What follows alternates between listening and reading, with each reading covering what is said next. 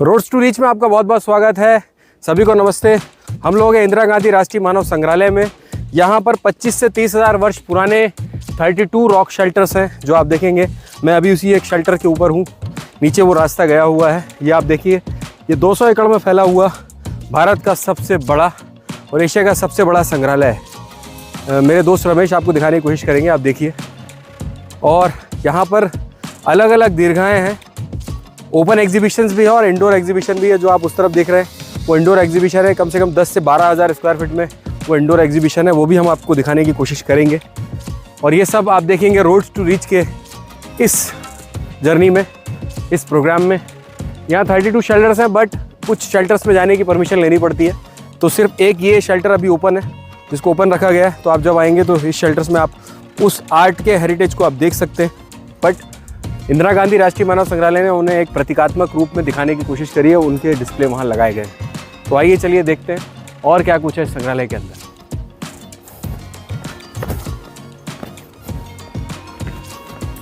ये मेरे पीछे आप देख रहे हैं, ये जाने का रास्ता है रॉक आर्ट हेरिटेज के लिए। तो चलिए चलते हैं, आइए। हाँ, यहाँ पर थोड़ा सा जंगली जानवरों का मूवमेंट भी है शायद, इसलिए जो गार्ड सर हैं यहाँ पर वो साथ में जाते हैं, तो वो भी साथ में हैं।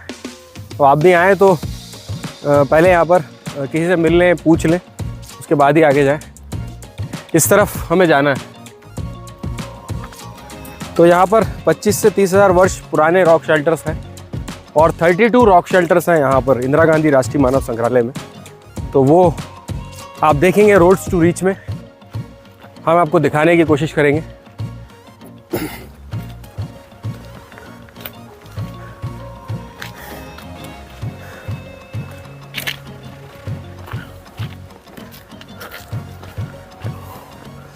मैंने जैसा आपको बताया कि 200 एकड़ में फैला हुआ एशिया का सबसे बड़ा, भारत का सबसे बड़ा संग्रहालय है ये। And this is the rock art heritage आप देख रहे हैं। थोड़ा सा मेरे मित्र रमेश जी से कहूँगा थोड़ा संभल कर आएँ।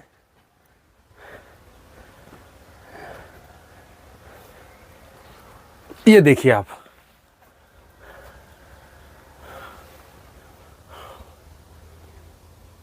ये क्रमांक 22 है और क्रमांक पहले कभी खोजकर्ताओं द्वारा किए गए थे और प्रकाशित साहित्य के क्रमांकों द्वारा ही चिन्हित है। Shelter number 1। तो ये आप देखिए, यहाँ पर शेल्टर नंबर 1 है। ये नेचुरल बना हुआ है, देखिए आप। और इसमें आप देखिए कि ये पेंटिंग्स जो है वो करी गई हैं उसी काल के समय से। मेरे मित्र रमेश जी से मैं कहूँगा कि वो दिखाएं। ये देखिए आप पेंटिंग, और यहाँ पर उसको दर्शाया गया है जो शायद थोड़ी सी उतनी क्लियर नहीं है, इसलिए यहाँ पर उनको दर्शाया गया है जो अलग अलग जानवरों के शेप्स और ह्यूमंस के शेप बने हुए हैं। ये ऊपर, ये यहाँ पर, ये तो उनको यहाँ पर दर्शाया गया है थोड़े से, क्योंकि शायद पानी आया है शायद अंदर रॉक शेल्टर्स में यहाँ से, तो पानी की वजह से थोड़े से चित्र जो है 25 से 30 हज़ार वर्ष पुराने ये जो आप देख रहे हैं रॉक शेल्टर्स और उनका आर्ट।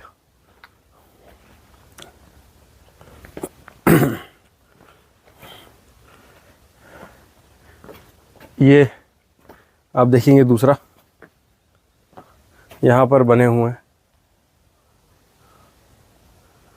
बहुत कैमरे से तो दिख रहा होगा शायद, बट वैसे भी आप आएंगे तो और देखेंगे, क्योंकि काफ़ी सारी चीज़ें पानी की वजह से हो सकता है शायद मिट गई हों, बट आप हल्का हल्का अगर देखने की कोशिश करेंगे तो दिखेगा आपको। यहाँ पर वैसे संग्रहालय ने उसके प्रतीकात्मक चित्र लगाए हुए हैं कि वो किस किस तरह के आर्ट फॉर्म थे। ये आप इसमें देखेंगे, ये रहे, ये जो रेड में आपको दिख रहे हैं ये सब वही आर्ट है।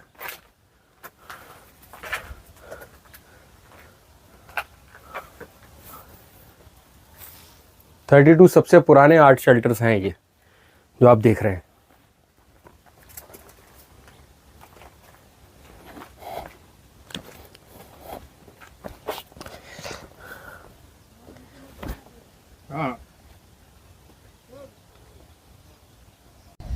तो दोस्तों आप देख रहे हैं रोड्स टू रीच और हम एक्सप्लोर कर रहे हैं इंदिरा गांधी राष्ट्रीय मानव संग्रहालय।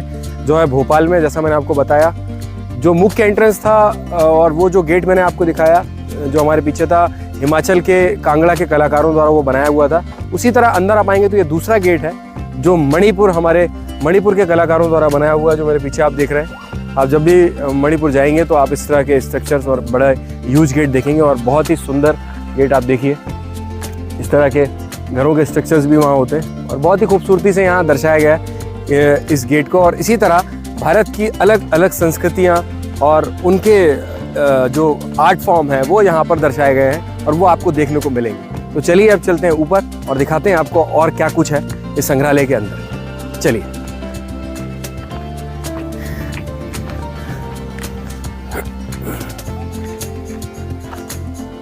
तो दोस्तों हम आ गए दूसरी गैलरी में। इसे ट्राइबल हैबिटेट नाम दिया हुआ है। तो यहाँ से ये पूरा जो जर्नी है यहाँ से शुरू होती है। जो मैंने आपको गेट दिखाया मणिपुर का ट्रेडिशनल गेट, वो 2nd नंबर गेट है। यहाँ से आप आएंगे तो ये दूसरी ट्राइबल हैबिटेट गैलरी यहाँ से शुरू होगी। और मैं आपको एक और मेन पॉइंट बता दूँ, यहाँ पर हर सैटरडे संडे जो है जनजाति यहाँ पर खाना भी मिलता है। पारंपरिक जो भोजन है मध्य प्रदेश के भील जनजाति का, तो प्रत्येक शनिवार और रविवार को दोपहर 1 से 4 बजे तक आप इस भोजन का आनंद ले सकते हैं। 120 रुपये प्लेट है। तो आप आइए और इस ट्रेडिशनल भील जनजाति के पारंपरिक भोजन को ग्रहण करिए और आपको बहुत अच्छा लगेगा। तो आइए चलते हैं ट्राइबल हैबिटेट की गैलरी। मैं आपको पहले गैलरी दिखाता हूँ क्या कुछ है इस ट्राइबल हैबिटेट के अंदर।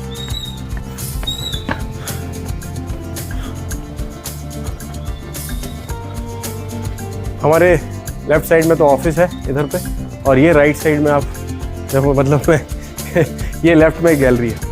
तो ये गैलरी में ऊपर मैंने आपको बताया कि जो भी इक्विपमेंट्स है, जो भी आर्ट फॉर्म है जो बनाया हुआ है ट्रेडिशनल के हिसाब से, अलग अलग संस्कृतियों के यहाँ पर जो बने हुए हैं उनकी यहाँ पर गैलरी है। मतलब वो स्ट्रक्चर किसके द्वारा बनाया हुआ है, किस समुदाय ने उसे बनाया है और वो किस संस्कृति को बिलोंग करता है, तो वो आप यहाँ देखेंगे इस गैलरी में। आ जाइए। ये यहाँ पर इसका एक रूट मैप है इस पूरा ट्राइबल हैबिटेट का, कहाँ पर क्या क्या चीज़ें हैं। जैसे ये हम लोग अभी खड़े हैं यहाँ पर इंट्रोडक्शनी गैलरी में, तो यहाँ आप देखेंगे और फिर यहाँ से हम लोगों को ऊपर जाना है। ये काफ़ी बड़ा एरिया है जो हम पूरा देखेंगे और अलग अलग वर्कशॉप एरिया, पोटर्स हैमलेट ना, रेस्टिंग प्लेस।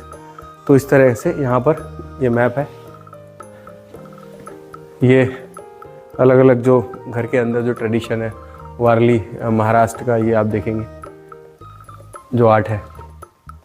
ये आप देखेंगे टोडा नीलगिरी जिला तमिलनाडु। ये आसाम के जो पारंपरिक घर होते हैं उसके अंदर क्या कुछ कैसा और इक्विपमेंट्स उनके होते हैं, ये सब यहाँ पर है। ये जो आप देख रहे हैं कोटा तमिलनाडु का स्ट्रक्चर, वहाँ के जो ट्रेडिशनल घर होते हैं वो घरों को यहाँ दिखाया, उन घरों के स्ट्रक्चर है। और घर के अंदर जो पारंपरिक चीज़ें होती थी उनको भी यहाँ डिस्प्ले किया हुआ है। इन सभी गैलरी में आपको बताया जाएगा अलग अलग प्रांत के, भारत के अलग अलग ज़िलों के ट्रेडिशनल हाउसेस और उनकी उपयोग में लाने वाली सामग्रियाँ, कैसे खाना बनता था, बर्तन वगैरह, ये सारी चीज़ें यहाँ आप देखेंगे इस गैलरी में। और इसके बाद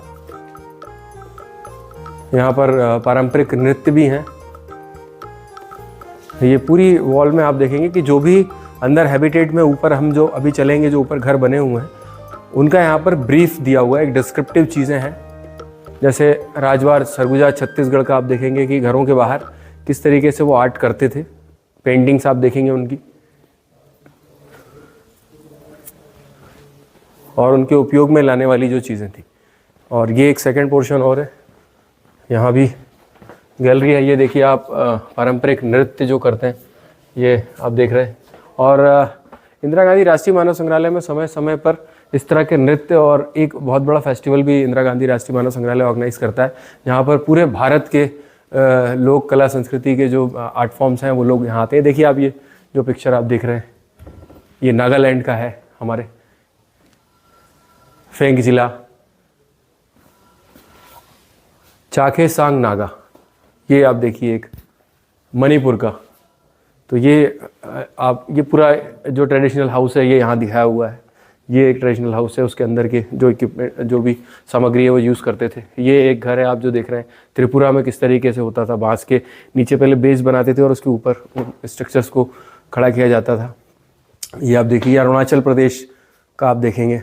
ये घर के बाहरी हिस्सा है और ये घर के भीतर इस तरीके से वो अपने डिश वगैरह बना रहे हैं।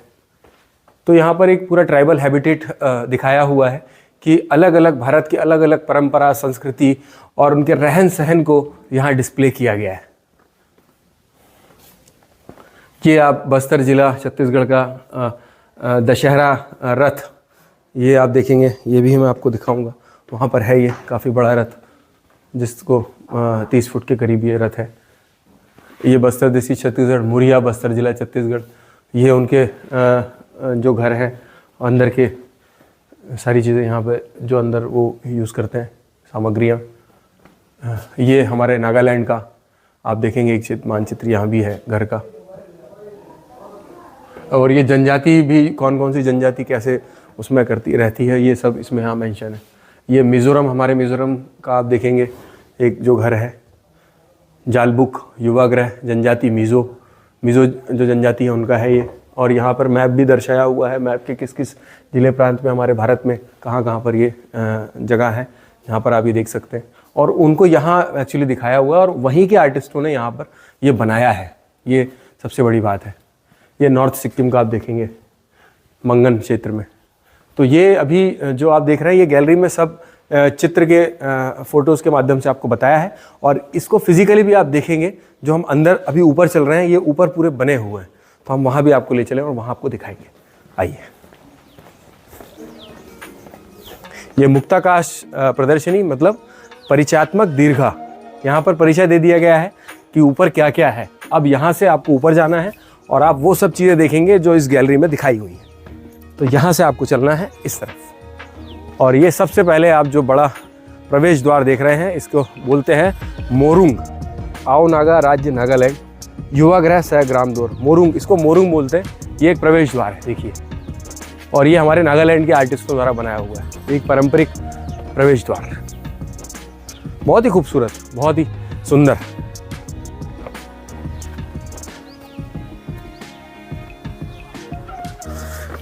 थोड़ी सी मेहनत आपको लगेगी, पर उस मेहनत को आप एंजॉय भी करेंगे, थोड़ा सा चलेंगे, क्योंकि ऐसी एक नेचुरल जगह पर आना और ऐसी चीज़ें एक्सप्लोर करना अपने आप में एक बहुत अलग फील है।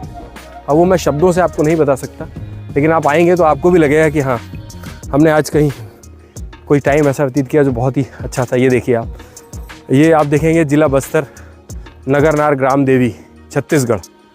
ये छत्तीसगढ़ के आर्टिस्ट जो हैं के द्वारा बनाया हुआ, आप देखिए।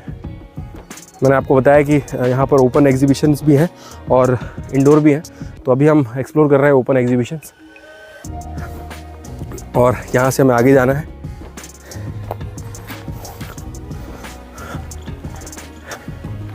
तो ये पारंपरिक घर जो होते हैं वो कैसे बनाते थे, वो सब यहाँ पर आप देखेंगे, अलग अलग समुदाय के।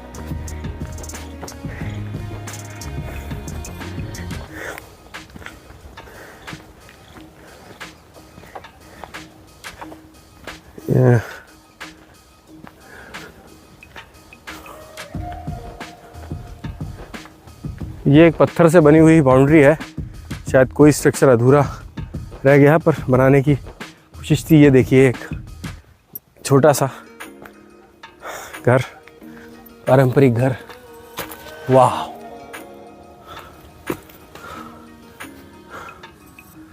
वाकई ऐसी तपती धूप में इतनी अच्छी एक जगह मिल जाए बैठने के लिए। चलिए दोस्तों, दूसरी जगह।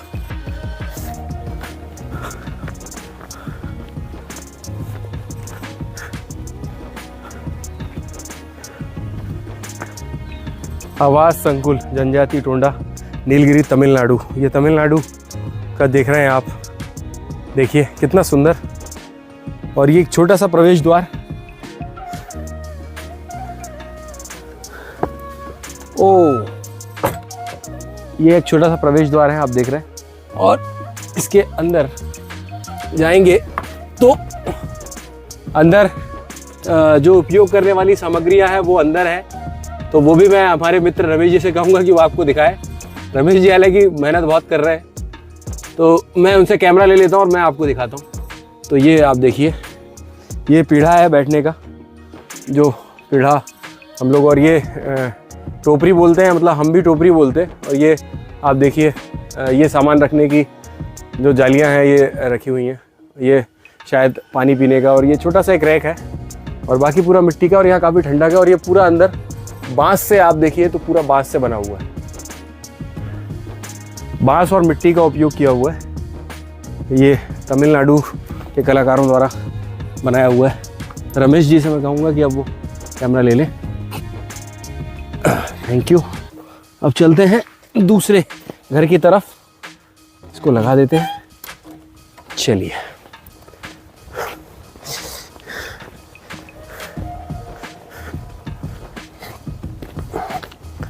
और ये गांव के कच्चे रास्ते जो हमारे, हम सभी लोग हमारे गांव हैं, हम गांव जाते हैं तो आप देखें ऐसे छोटे छोटे रास्ते होते हैं कच्चे कच्चे, और बड़ा एक सुखद अनुभव देते हैं आप उन रास्तों से जब निकलते हैं। तो पहले हम वो टायर भी चलाते हैं, आप सभी ने टायर चलाए होंगे, वो टायर चलाते थे, जो मैंने तो खूब टायर चलाता था ऐसे। और एक वो छोटी गाड़ी भी आती थी, अगर याद हो, वो गाड़ी भी हम लोगों ने खूब चलाई है।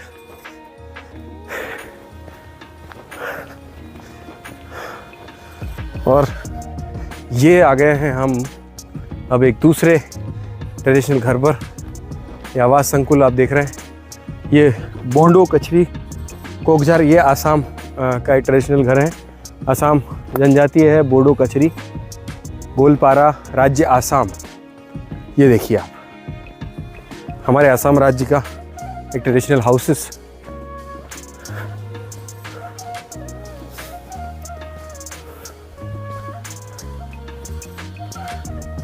ये बांस का डोर, ये आज देखिए आप यहाँ पर चावल छानने का शायद एक ये सूपा है। और यहाँ पर एक छोटा बेड भी है, मैं रमेश जी से कहूँगा कि वो दिखाएं, मैं पीछे आ जाता हूँ।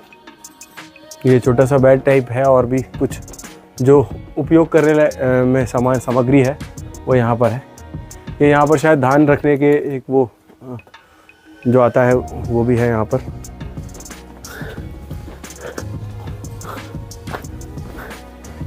इसको लगा देते हैं। मिट्टी और बांस का उपयोग, बल्लियों का उपयोग है, लकड़ियाँ उसको छपाई की हुई है, उसके ऊपर मिट्टी है। और वाकई काफ़ी ठंडा है अंदर। आप देखेंगे, देखिए पूरे जो उपयोग करने लायक सामग्रियाँ हैं वो उनको यहाँ रखा गया है। छोटी छोटी कोपरी है, टपरी है, और पानी पीने के लिए कुछ बॉटल्स भी हैं। नीचे एक मटका है। तो ये एक ट्रेडिशन जो होता है, जो वहाँ हम कैसे वहाँ के लोग उपयोग करते हैं, रहते थे पहले, वो सब कुछ यहाँ दिखाया हुआ है।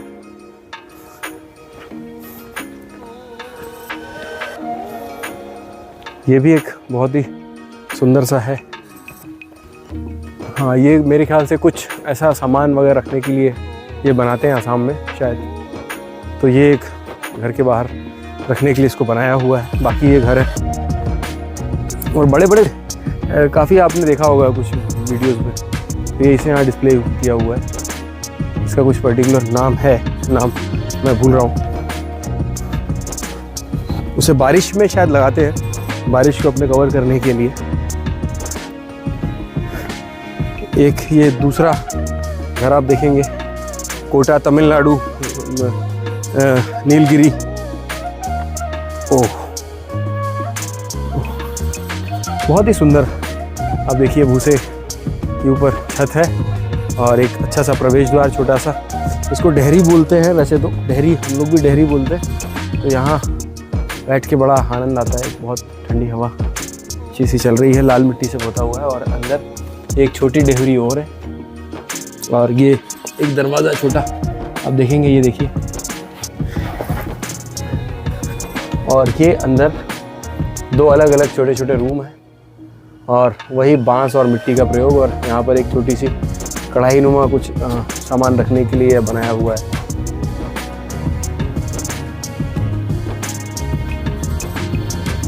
तो यहाँ पर इस तरह की एक छोटे झरोखा है, अंदर पानी पीने के मटके हैं, और ये शायद डंप करने के लिए कुछ शायद ऊपर जो हम बोल सकते हैं कुछ सामान रखने की जगह भी ऊपर बनाते थे। कैसे देखिए आप, ये ऊपर सामान रखने की जगह है।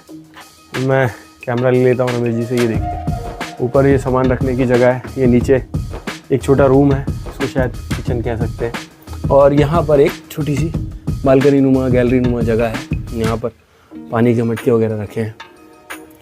तो ये कुछ है। चलिए इसको बंद करते हैं और अब चलते हैं दूसरी तरफ। काफ़ी सारे हैं और सब अलग अलग संस्कृति समुदाय को रिप्रेजेंट कर रहे हैं। जो हमारी भारत की संस्कृति है, समुदाय हैं, वो कैसे रहते थे, उनके जीवन का परिचय, उनके रहन सहन को यहाँ दर्शाया हुआ है। ये एक ब्लॉग में आना तो मुश्किल है, क्योंकि मैंने आपको बताया कि 200 एकड़ में है ये। तो अब आप समझ सकते हैं कि 200 एकड़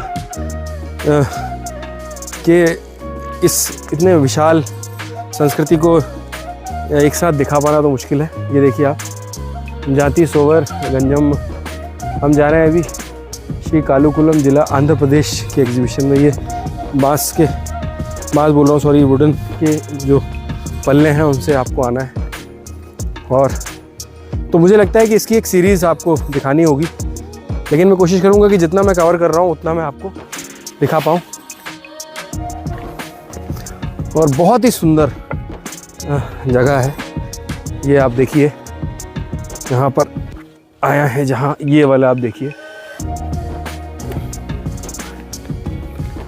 ये सोवरा बहार व भीतर की दीवारों पर चित्र अंकित करते हैं, जिन्हें इत्तल या इंडिलत कहा जाता है। बीमारियों से मुक्ति, जादू के माध्यम से संचारित कष्ट से छुटकारा एवं फसल की उर्वरक शक्ति की वृद्धि के लिए देवरूपी चित्रों, ये देवरूपी चित्र हैं जो आप देख रहे हैं यहाँ पर। ये देवरूपी चित्र यहाँ प्रदर्शित करे हैं, घर के पहले बनाए जाते थे घर के मुख्य द्वार के पास में। घर के मुख्य द्वार के पास में।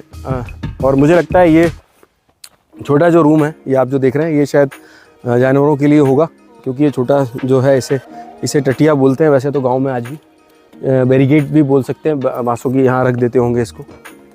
और मैंने जो आपको बताया कि ये जो पेंटिंग्स आप देख रहे हैं, ये देवरूपी पेंटिंग्स है, जिन्हें घर के मुख्य द्वार पर बनाते थे। और कुछ पेंटिंग्स अंदर भी हैं, अगर रमेश जी आए हैं थोड़ा सा दिखाएं।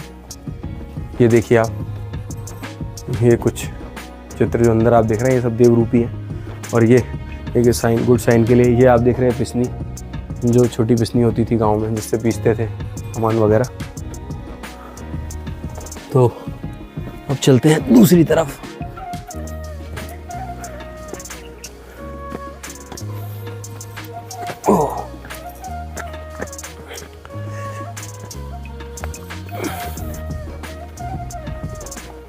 तो वही, जैसा कि मैंने आपको बताया कि वो जो चित्र है ये भी उसी तरह है। दूसरा चूल्हा मचान के नीचे रहते हैं। ये देखिए आप, ये चूल्हा यहीं पर है, देवरूपी जो चित्र बने हैं, और चूल्हा यहीं बना हुआ है, चूल्हा मचान के नीचे।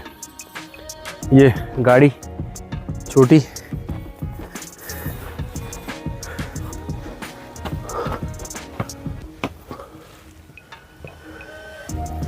ये शायद स्टोर करने के लिए जगह है।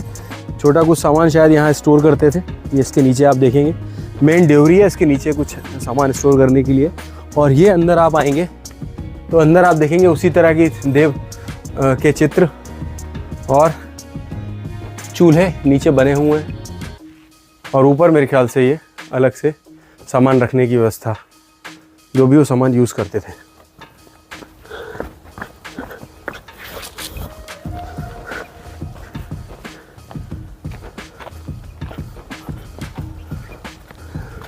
और यहाँ पर मैं आपको बताया कि मृतकों तथा देवी देवताओं के विशेष पोशाक आदि दीवार पर लटके रहते थे, तथा दीवारों पर पूर्वजों एवं देवी देवताओं के सम्मान में चित्र अंकित होते हैं।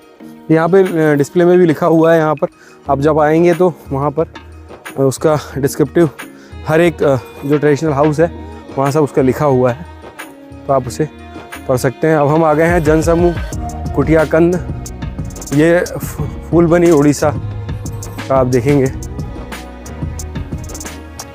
ये उड़ीसा का ट्रेडिशनल घर आप देखिए। यहाँ पर भी जो बोलते हैं जैसी मान्यता है, एक चित्रों का जो देखिए आप चित्र प्रदर्शित है, चित्र बने हुए। और ये घर अंदर से वही वुडन और उसमें लकड़ी में बना हुआ आप देखेंगे, मिट्टी की लिपाई हुई है और एक अलग अलग तरह के रंगों से पोता हुआ है और डिज़ाइन बनाई है। और देव बनाए हुए हैं, देवों की चित्र अंकित करें, उसे अलग अलग डिज़ाइन में बनाया हुआ है। और ये मेरे ख्याल से वही सामान या हमारे जानवरों की सुरक्षा के लिए बनाया हुआ और सामान वो रखते थे यहाँ पे। अब चलते हैं दूसरी तरफ, ये जो मैंने आपको दिखाया अभी। तो यहाँ पर अलग अलग राज्य के, हमारे जो भारत के अलग अलग राज्य हैं, जो जनजातीय समूह हैं, उनके घर हैं यहाँ पर। ये शायद से जानवरों को बांधने का कोई एरिया है छोटा, और वो एक छोटा आपको दिख रहा है पशु पक्षी जो होते हैं छोटे, उनको रखने के लिए भी एक छोटा पिंजरा जैसा यहाँ पर दिया हुआ है। फूलबनी उड़ीसा, ये फूलबनी उड़ीसा के आवास हैं, आवास संकुल।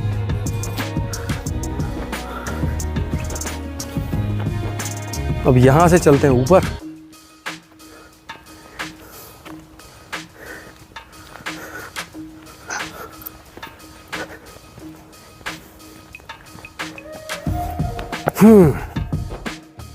थोड़ी सी मशक्कत आपको करनी पड़ेगी, पर आपको आनंद भी आएगा कि आपको बहुत सारी जानकारी लगेगी, बहुत सारी चीज़ें आप जान पाएंगे, समझ पाएंगे कि भारत की विभिन्नता देखेंगे आप यहाँ, हमारे अलग अलग समुदाय और उनका रहन सहन।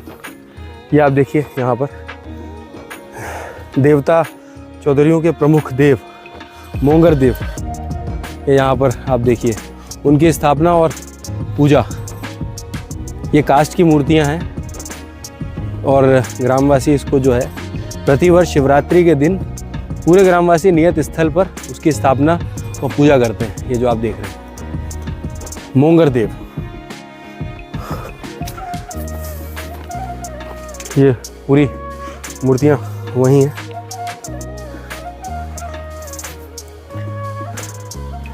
ये काफ़ी समय और बहुत पुराना समय से यहाँ पर बनी हुई है, पुराने समय से रखी हुई है। उस समय के आर्टिस्टों ने इसे बनाया है। जैसा कि मैंने आपको बताया 21 मार्च 1977 में इसकी स्थापना हुई। धीरे धीरे बहुत सारे आर्टिस्टों ने यहाँ पर अपनी कला इसको बनाया, भारत के अलग अलग कलाकारों ने। और ये इस तरफ आप देखेंगे,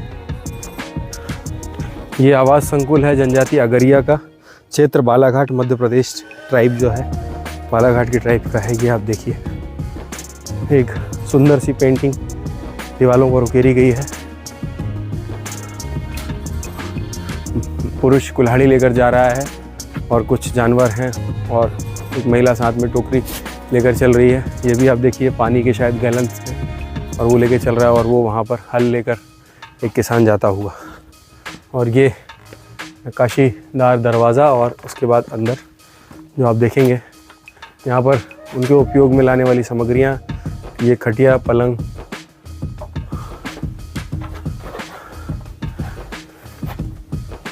ये बैठने का छोटा सा आसन, अभी भी ये दिखते रहते हैं इस तरह के आसन।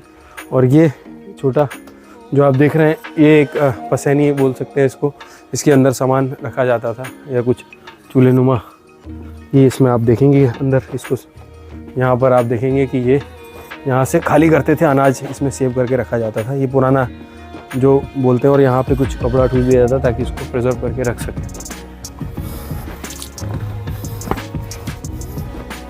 और ये बैलगाड़ी, जो छोटी और बड़ी बैलगाड़ी के स्ट्रक्चर, और मेरे ख्याल से ये जगह वही है जानवरों के लिए। और उनके पानी की व्यवस्था कैसी होती थी कि लकड़ी के जो बड़े बड़े झुंड होते थे उसको बीच में से काट करके शायद यहाँ पानी इसमें भरा जाता था, यहाँ से पानी रखते थे और जानवर पानी को पिए। तो ये आप यहाँ देखेंगे। तो दोस्तों, रोड्स टू रिच की ये जर्नी यहीं समाप्त होती है। मैं आपका होस्ट और दोस्त अखिल कुमार। हम लोग एक्सप्लोर कर रहे थे इंदिरा गांधी राष्ट्रीय मानव संग्रहालय जो भोपाल में है, और मेरे पीछे जो आप देख रहे हैं हमारे कैमरामैन, हमारे मित्र रमेश जी आ रहे हैं। तो क्या है कि हो गई है बैटरी ख़त्म, और चंद लम्हे बाकी हैं हमारी बैटरी को, क्योंकि वो रेड हो चुकी है, तो पूरा शूट नहीं कर पाएंगे। लेकिन हाँ, अगले ब्लॉग में आपको बहुत कुछ दिखाना बाकी है इस संग्रहालय में, क्योंकि 200 एकड़ में फैला हुआ ये संग्रहालय है। तो आप देखते रहिए रोड्स टू रीच। लाइक करें, सब्सक्राइब करें, फॉलो करें और कमेंट भी करके बताएं हमें कि आपको ये हमारे ब्लॉग कैसे लग रहे हैं। तो अभी तक के लिए सिर्फ इतना ही। देखते रहिए roads to reach. Bye for now and drive safe. Take care.